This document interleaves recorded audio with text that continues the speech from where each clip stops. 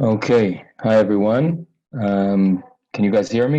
Those who I see your screen, can you just raise your hand and I'll make sure I see you guys? Okay, amazing. Okay, so before I begin, I want to say thank you again to the SCA. It's always great to do these programs.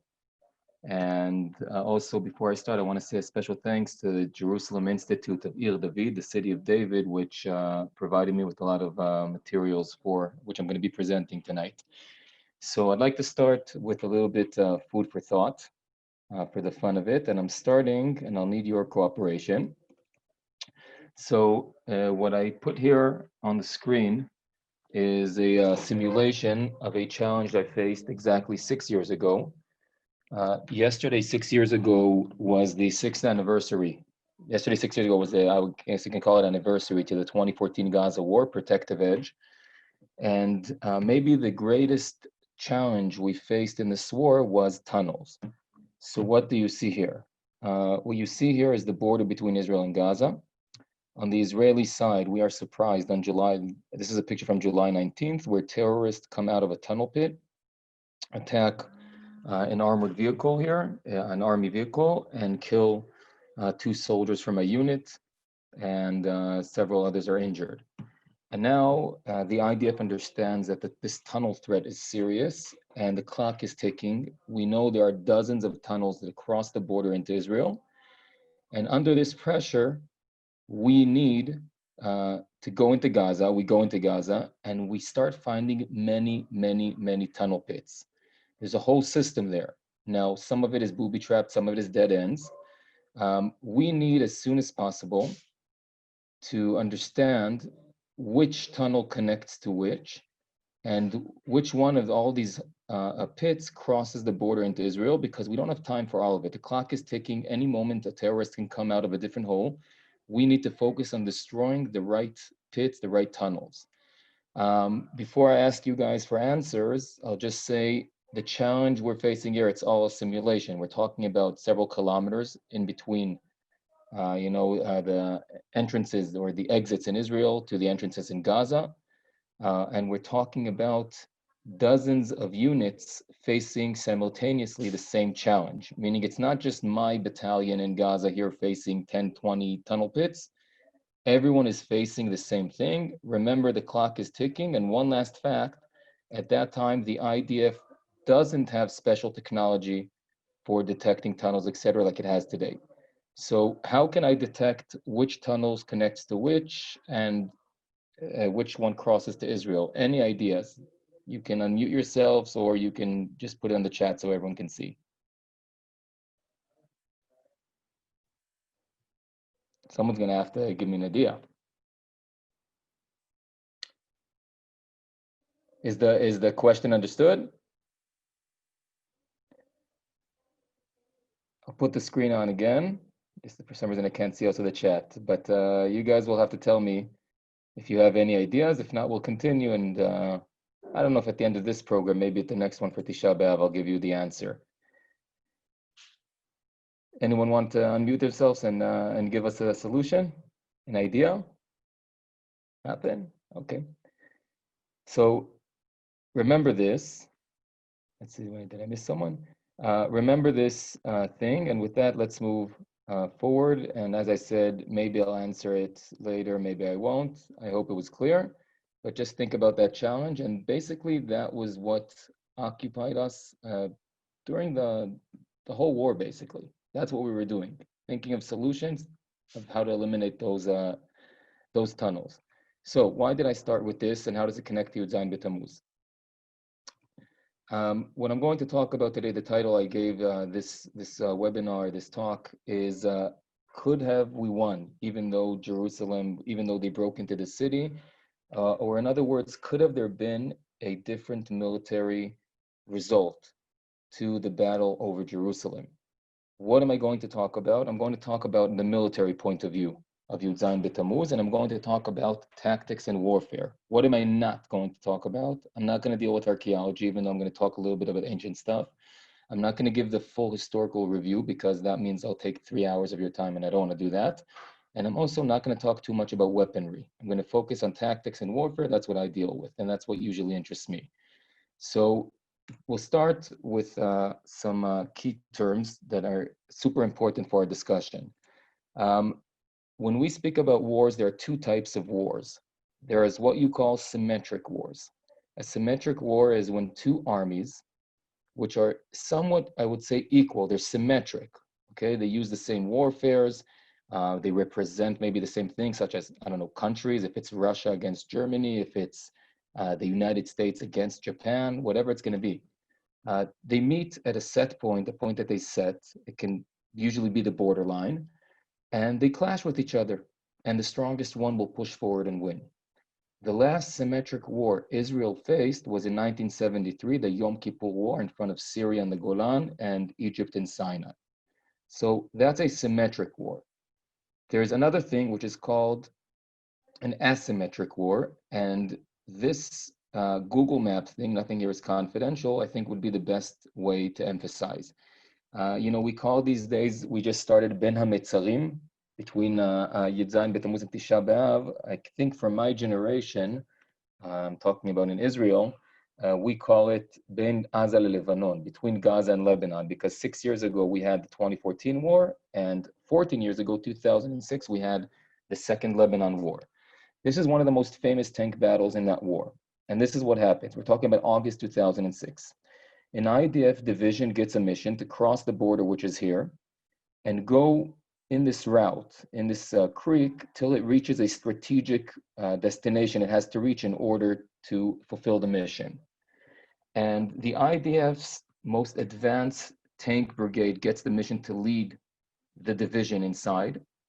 When they cross the border, there is no enemy. No one's waiting for them there. And then when they're halfway through, suddenly, from 4 different directions, simultaneously, anti-tank missiles are shot into the valley. And this is all live broadcasted, and Israeli Merkava 4 tanks are blowing up and flipping over, heavy casualties, and the morale effect of this battle is so powerful that the division stops and fails in fulfilling its mission. Again, the Israeli Defense Forces Armored Division stops and fails in reaching its mission. Now, did Hezbollah beat us? No. Did they manage to stop us and achieve something strategically important to them? Absolutely yes. That's exactly the difference between a symmetric war to an asymmetric war. In a symmetric war, I seek for victory. I want to destroy. I want to defeat the enemy. I want to beat them. When I'm looking at an asymmetric war, why would I choose an asymmetric war? Because I'm weaker. I don't have a chance. Hezbollah can't really beat the state of Israel. The fighters, the Viet Cong fighters can't beat the United States of America in Vietnam. So what do? You do an asymmetric war. Your goal is to impasse. Your goal is to demoralize your enemy, to wear him out, and to break his will to fight you. It's not that you beat him, he's sick of you. He doesn't want to deal with you. It's a dead end. He doesn't want to deal with you anymore. And that way, you might have a chance to survive. Now, guerrilla, in asymmetric war, there's something called guerrilla warfare. That's the most popular warfare for asymmetric wars. And guerrilla warfare has a certain way of working. So I'm going to put here a quote by Mao Zedong, maybe the father of modern guerrilla warfare, which Hamas and Hezbollah study. And he, of course, looked thousands of years back and learned lessons from previous battles. And he basically put the whole guerrilla warfare fundamentals in one thing, in one paragraph. It says, the enemy advances, you retreat. We retreat. We're not going to face him. If he camps, if he stops, we'll harass him. When he's tired, we'll attack. And when he retreats, we're going to pursue him. And we're going to get back to this quote a few times during the next 20 minutes, because this is the, I think, most important thing to understand when you look at this. Now, guerrilla has Mao said guerrilla has 3 stages, 3 principles. And you can see them right here in this picture. This is a neighborhood I dealt with in Gaza 2014. About 2 to 3 square miles. Every colorful dot you see here is a military outpost inside the urban area, inside a place where people live. Okay, this is from Google, nothing secret, so I'm showing it to you.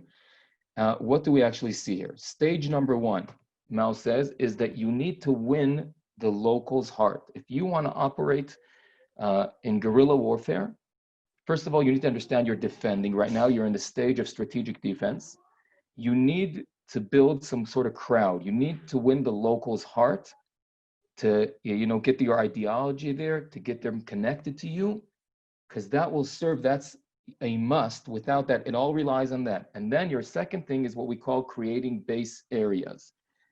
Southern Lebanon is a base area for Hezbollah. Gaza is a base area for Hamas. You're in strategic defense, but what these base areas allow you, it's places that you have support in. So, for example, I can go through a tunnel, strike an Israeli soldier, go back and come out of the tunnel, which is in the hospital in my base area. And I can use the people as human shields, and I can hide in their homes, etc., etc. So that's the second stage. There is a third stage, which is after I wore out my enemy, after he doesn't want to fight me anymore, I do seek to beat him. I want to win eventually. I'm using guerrilla because I don't have a chance right now.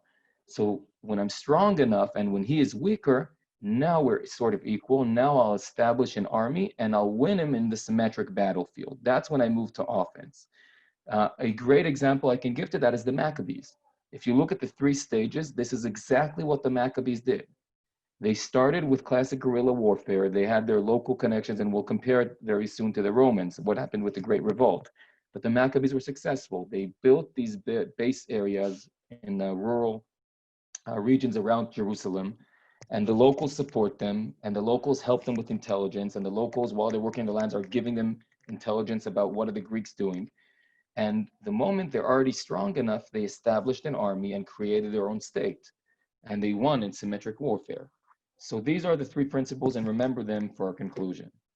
With that said, now, after 12 minutes, we can finally look at Jerusalem and the final battle for Jerusalem, which today, 1980 years ago, if I'm counting correctly, or 1900, you guys will help me afterwards the counting. No, 1950. 1950 years ago, a crucial part in this battle happened. So very, very briefly, I'll go through the timeline. We see here the Maccabees, the Hashmonite Jewish autonomy. I got to say, just during the Second Temple, unlike the first, there isn't Jewish sovereignty on the land. Most of the time, we're under Persian control, we're under Greek control, then under Roman control.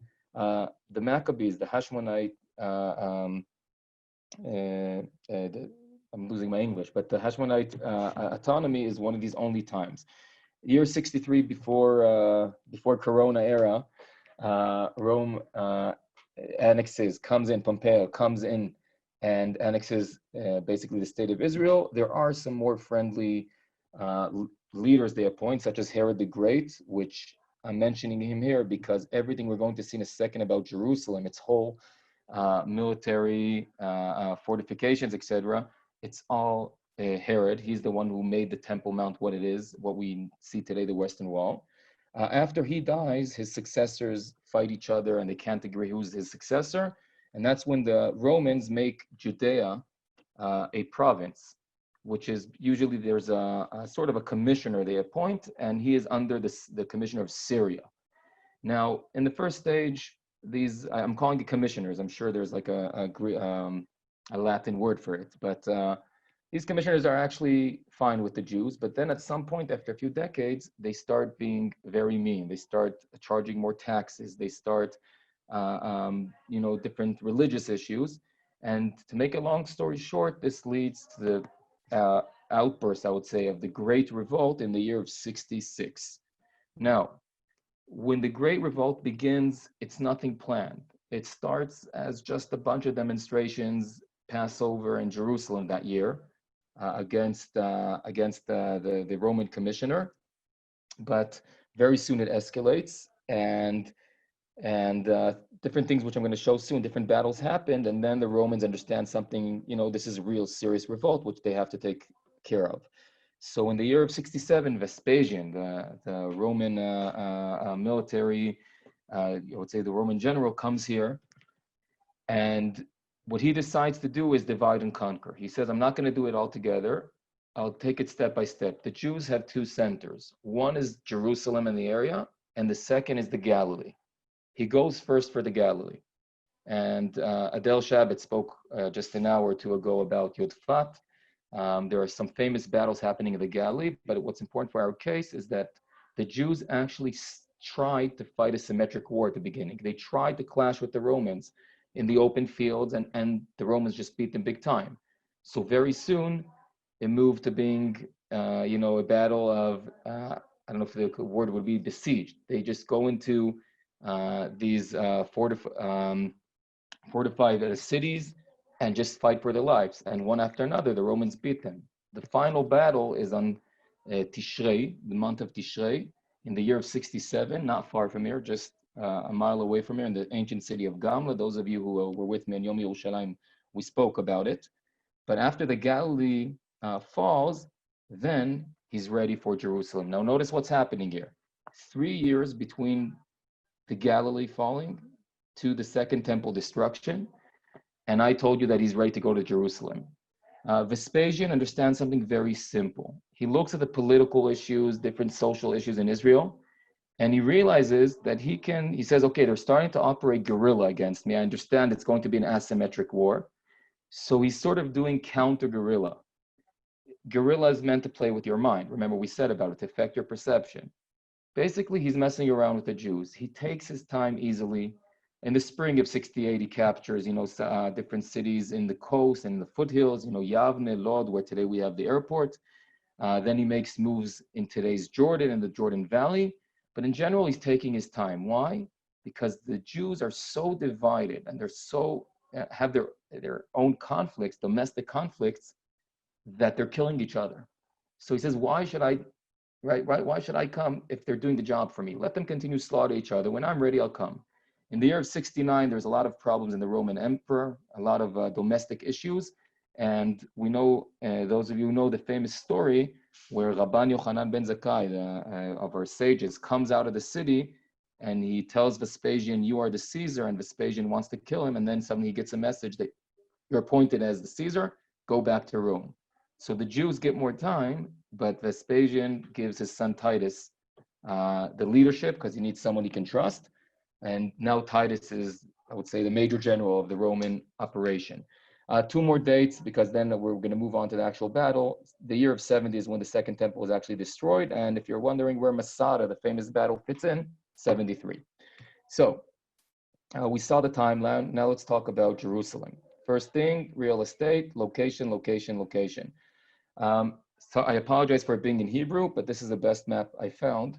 Here's Yerushalayim, here's Jerusalem.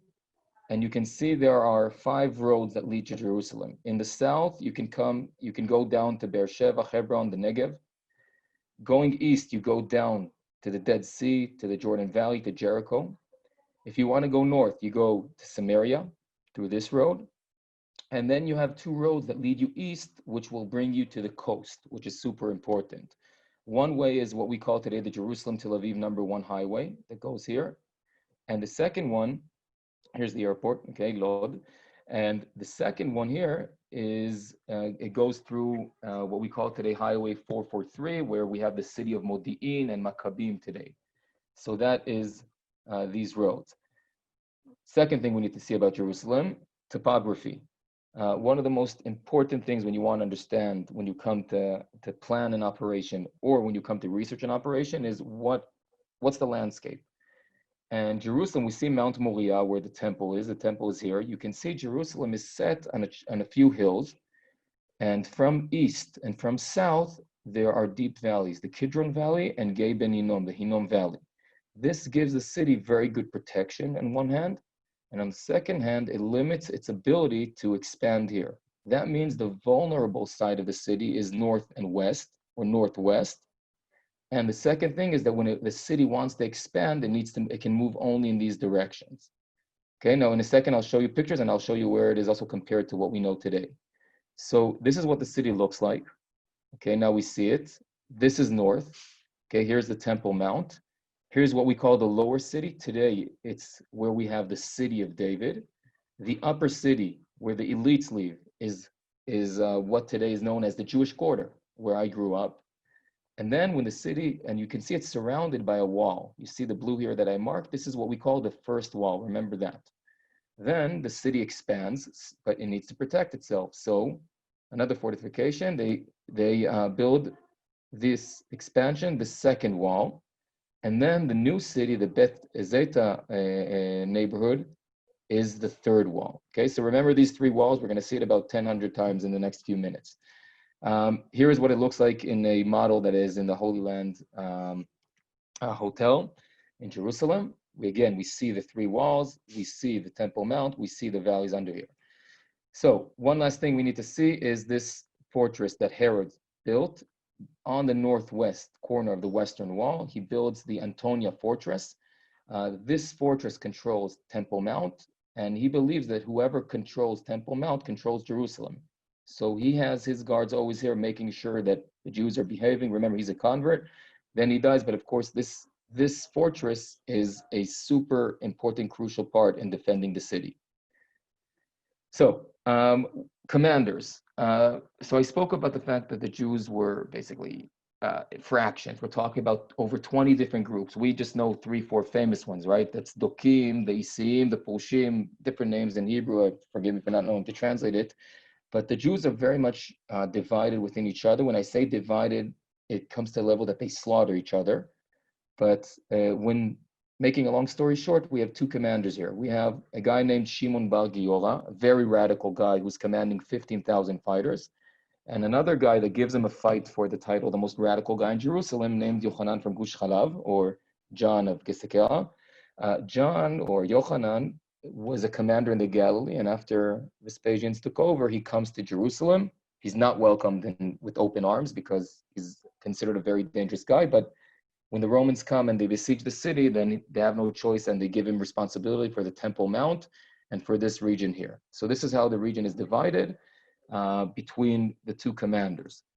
Now, when I say key battles, maybe other professors will say, no, these battles have no meaning, but I want to look, as I told you, I'm looking to check the battle and the different warfares from my experience, from what interests me. And one of the things that I've been dealing with in the last few years is guerrilla warfare, because that's what we face in every border. So I chose key battles relative to guerrilla warfare. First one, I'm going back before Titus comes. In TISHREI, or I would say October 66, just a few months after the Great Revolt begins, Gallus, the commissioner of Syria, comes to Israel to take care of the Jews. And relatively easily through the coast, he reaches Jerusalem. But when he reaches Jerusalem, he understands that the walls of the city and the fortress of Antonia is too much for him. He doesn't have the proper equipment, the proper manpower. He decides to pull back. Okay, he doesn't go to battle. Now, guerrilla lives for these moments. What happens when you pull back? He goes through Bet Horon, through the 443 highway of today, and Shimon Bar Giola, the Jewish commander, waits for him to leave. He doesn't attack. He goes after him. He doesn't attack his best forces. He waits for his logistical troops, the logistics, and he slaughters them. And hundreds, if not thousands, of Romans are killed. Of course, it's logistics. They can't function.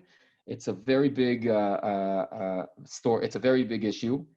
And one of the things that it causes, that up to that point, first of all, you can understand it demoralized the Romans. And of course, that's why Vespasian comes, he gets very mad. But also it affects the Jews because it's all about perception. And the Jews, till then, the leadership was very pragmatic and the leadership was seeking for a political solution. And when Shimon Bar Giola, this radical guy, comes back to Jerusalem with weapons that he took from the Romans and with his great success, suddenly everyone believes this is the right thing and everyone goes towards the radical movement. So we spoke about what happens in between. Now, just remember again, Mao's talk, and now let's go to spring 70. Remember, the coast, the foothills are all under Roman control.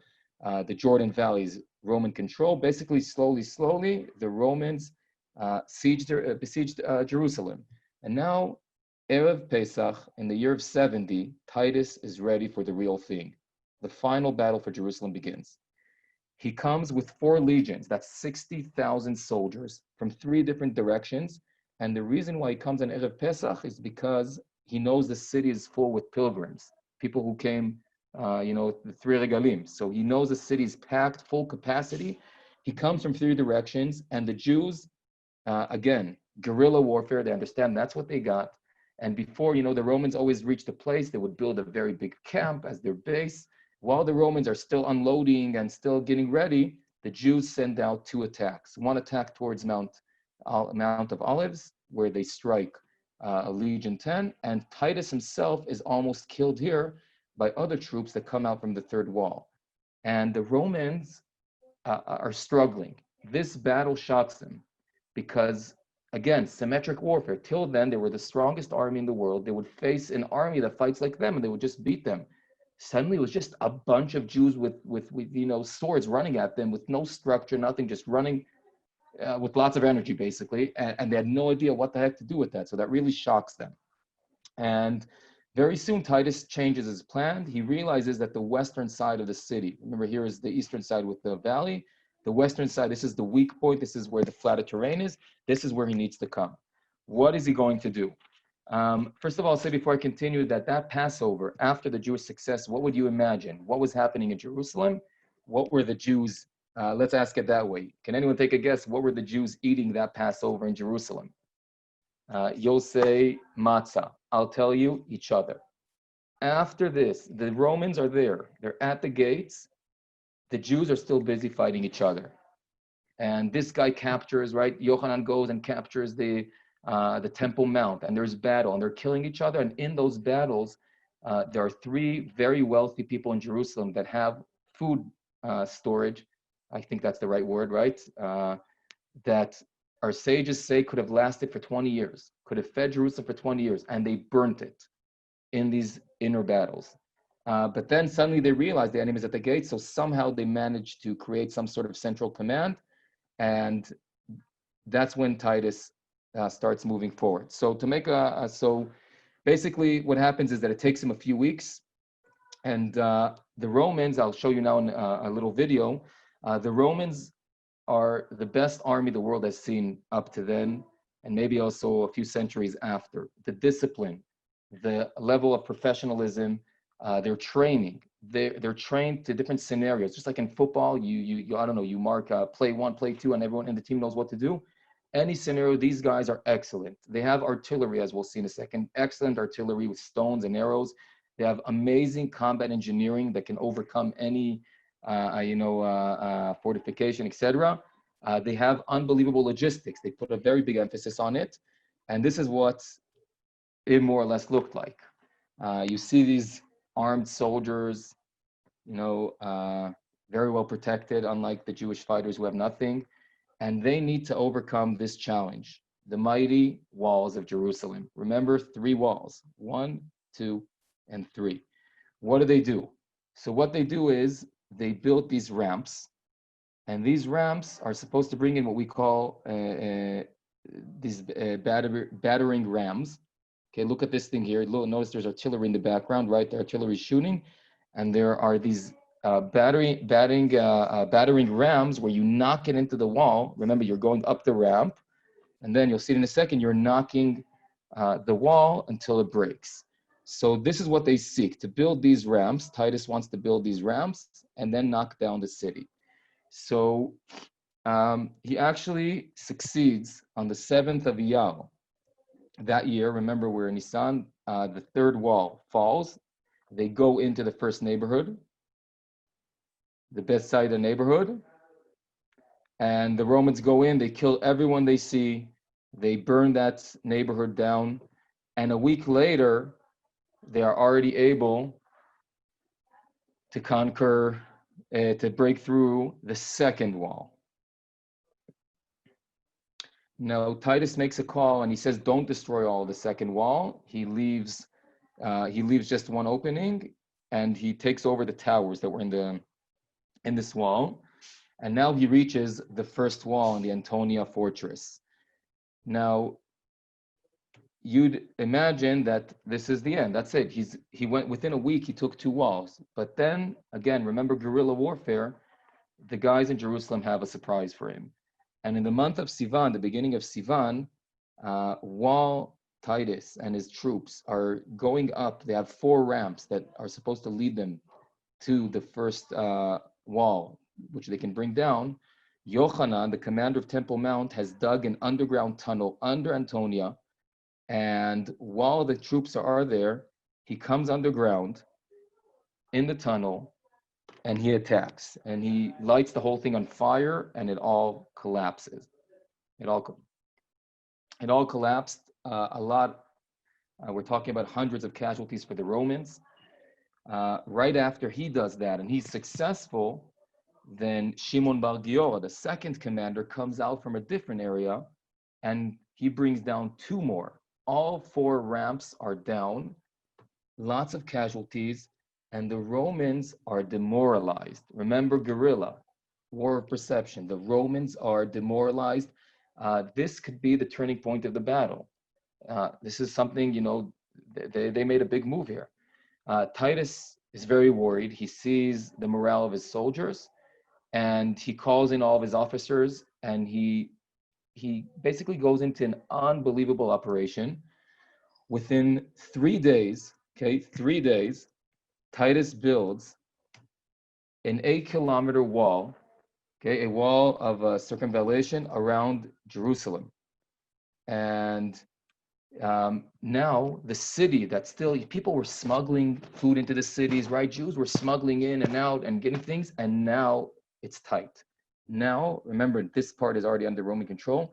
Everything here is it's very tight. It's blocked. No one can go in and out. Now, remember, the radical guys lit the food storages. There's no food, and people start starving to death. They're starving to death. There's horrible, horrible stories about even cannibalism. People are starving to death. And in the month of Tammuz, which we are in now, on the 3rd of Tammuz, Titus manages to bring down the wall of Antonia, but that's the 3rd of Tammuz. Why are we commemorating the 17th today? Because the Jews had a surprise. They built another wall while the war was happening. So there's another wall and he's stuck. And it takes him 2 more weeks, and only on the 17th of Tammuz, he breaks through the wall. And the Romans today, 1550 years ago, invade the Temple Mount, and that's why, for some reason, I have a feeling I'm not counting properly each time. I'm confusing my numbers, but ignore it. So ignore my numbers. Now the 1950 years ago, now the Romans are in, and that's why today we're fasting, or you guys are still fasting. I've already eaten the steaks on the barbecue. Sorry, I had to say that. And the Romans are in. Now, what happens now is that this is supposed to be okay. Within moments, the city's going to fall, right? But when the Romans enter the Temple Mount, and the Tamid, the Kolban Tamid, which you would give every day, stops, and the Romans are getting close to the actual Bet Mikdash, to the actual temple, something amazing happens. The starving Jews who are about to die from starvation all over the city gather up, and they run to Temple Mount to combat the Romans. They won't let the temple fall. And there's very tough battles there, and the Romans can't advance. And that's when, on the 9th of Av, for 3 weeks, right? 3 weeks, the Romans are in Temple Mount, and they're fighting, and nothing's moving. And then on Tisha B'Av, Titus, historical things say is that it was a mistake, that a Roman soldier just lit a fire by mistake, and Titus didn't want to destroy the temple, but he gives an order basically to destroy the temple. Understanding, in defense, there's different elements, and there's something we call the center of gravity, basically, or the accessional part of your defense. You're defending something. Titus understands this is the center of gravity. If the temple falls, it's over. That's it. There's not going to be any resistance. The Jews will see the temple burning, and it's over. So in the night of the 9th of Av, he gives the order. It takes, till the 10th of Av, the temple is burning. And many times we think this is where the story ends. But actually, remember, he only has this part of the city and the Temple Mount. There's still the upper city and the lower city. And there's still thousands and thousands of fighters there. So he needs to do something with that. And what do the fighters here do? The fighters here start using the underground tunnels, water canals, and different things that they started building. But since they were so busy fighting each other, they didn't put all of their attention into it. So the tunnels weren't good enough. But basically, many fighters, including Shimon, the commander of the city, go underground. What do the Romans do? One, you can see here the city of David. This is where Jews hid. There's different archaeological findings that prove that Jews hid here, and you see Roman swords. Every few steps, they would knock down, they would make a hole in the ground and then inspect it and see that the Jews are not there. And if there were Jews there, they would go inside and kill them. The second thing they did, I'll show in a second, but just this reminded me of an operation the IDF carried out last January against Hezbollah to reveal the Hezbollah tunnel network, 6 tunnels that were going from Israel, from Lebanon into Israel. And we did the same thing, except we didn't need swords, except we already had technology set for it. But again, you see how history repeats itself in different ways, just technology goes forward. And the second thing the Romans do is that they light fires and they put smoke by the entrances to the canals. And the smoke, people choke to death. Now, what did we do with our tunnels? Maybe I'll leave that for that. What I want to do is conclude with answering the question which I began with: could have there been a different result? And I'll divide it into 2. One thing that needs to be said is, could have they won in general? So if we go back, those who were with me in the beginning, if we go back to what is guerrilla warfare and what is asymmetric warfare, so you understand I asked the wrong question, because I'm not seeking to win. Okay? I'm not seeking to win. I'm seeking to demoralize my enemy. I'm seeking to pass it. I want him just to leave me alone. I want him to give up. I want him to just lay off, to break his will to fight me. And I think the greatest thing, so we should ask, could have they succeeded? The first thing that was missing was a lack of strategy. There was no strategy here because there's no leadership. There's so many fractions that you have the pragmatic leadership, you have this religious leadership, you have this radical guy, this more radical guy, this even more radical guy, right? And they're all fighting with each other and they can't agree on anything. So there's no strategy. If you have a strategy, you say, okay, we're going to fight asymmetric warfare, we're going to do guerrilla, this is how we're going to operate, and that will lead you to the next steps. The second thing is local support and base areas.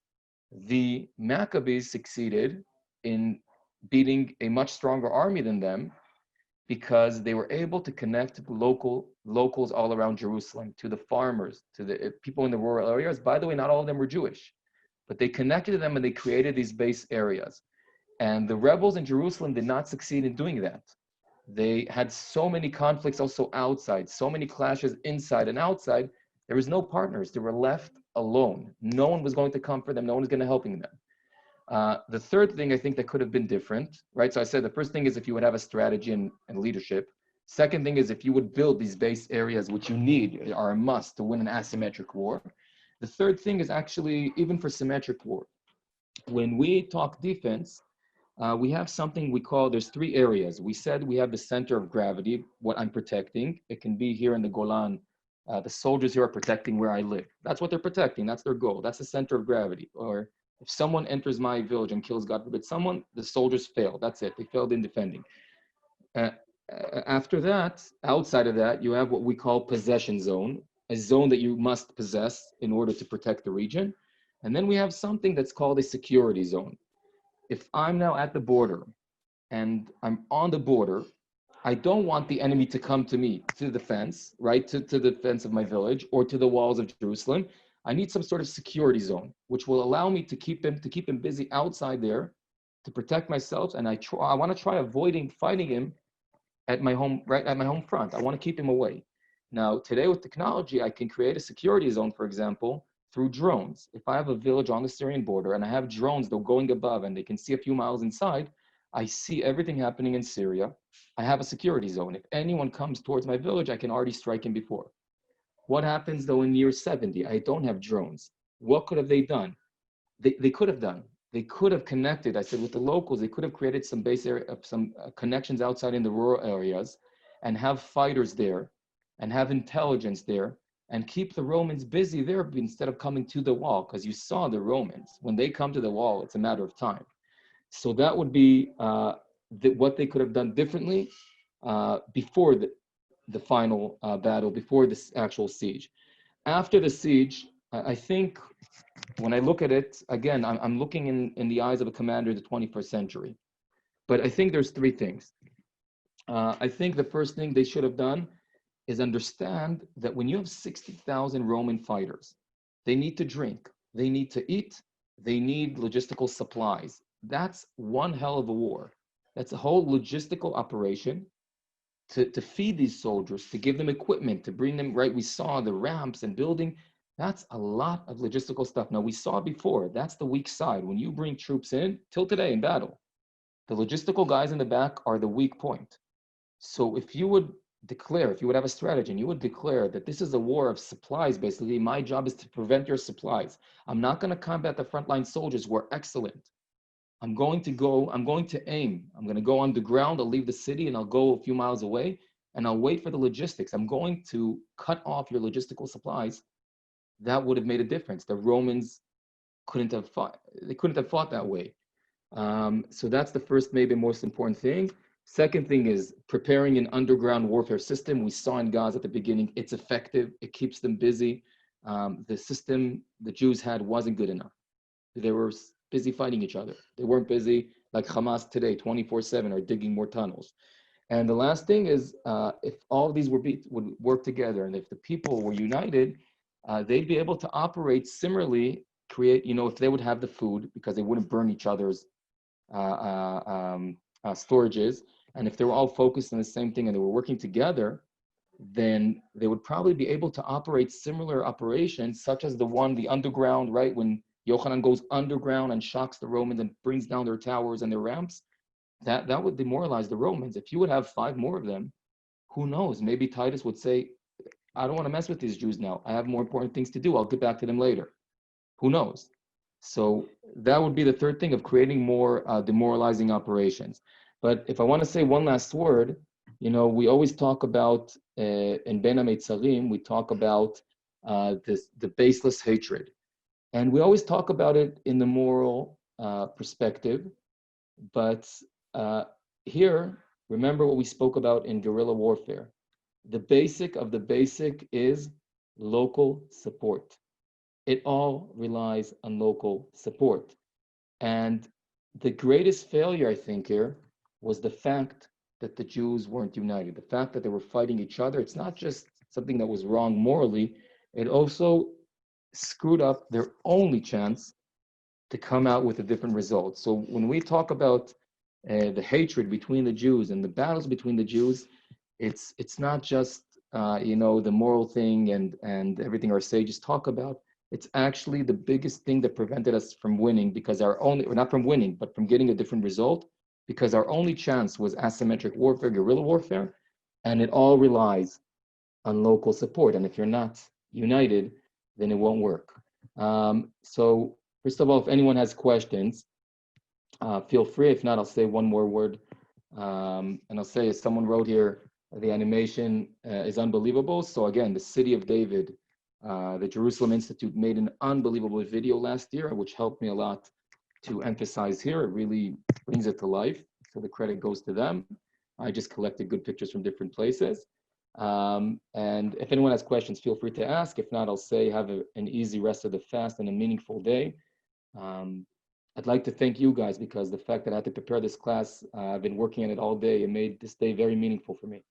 Sitting and reading and really reliving the stories and feeling the pain, it made it very, very meaningful. And I hope to see you guys in the special day for Tisha B'Av, it's going to be announced soon. I'm going to continue. First of all, revealing what did we do with the tunnels, what was our solution, and with what I spoke about baseless hatred, then I'm going to connect it to my battlefield experiences in Gaza 2014 through a story about Ben and Jerry's on Tisha B'Av. So I hope to see you guys there. Thank you very much for being with me, and see you later, I guess. Litraot. Thank you. Appreciate it. Pleasure.